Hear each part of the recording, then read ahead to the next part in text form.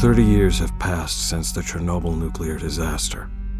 In 2019, HBO produced a 5-episode series titled Chernobyl. One of the core themes of this series has been the distress and uncertainty that is created in a nuclear event. What we've learned in the radiation protection community is that this fear of radiation has been going on for a long time, but also that it has caused mental problems, anxiety, and disorders. This has happened around 3 Mile Island, where there was no dose to the population, but there is tremendous anxiety even today because of this fear of radiation around Chernobyl, particularly among the women that were pregnant around the time. The event at Chernobyl incited fear and anxiety. The series highlighted many unsettling things that happened after the reactor accident.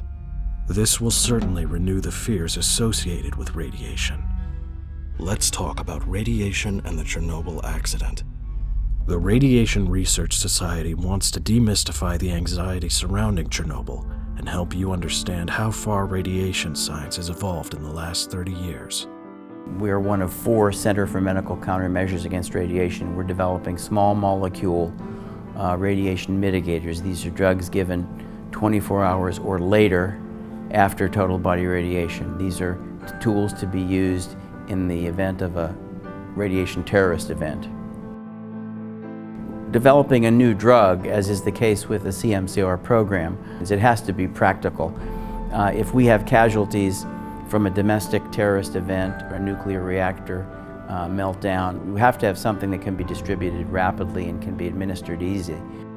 The RRS is uniquely qualified to help facilitate this conversation, with our membership containing the leaders in the field.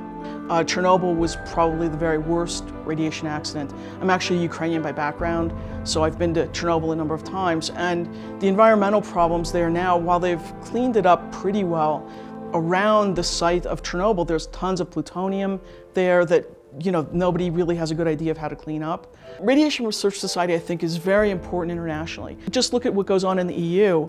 Many of the members of the RAD Research Society are members of advisory groups for EU committees. So, for instance, I'm an advisory member for STORE, which is an advisory is a group that is looking at how to store materials from radiation research experiments.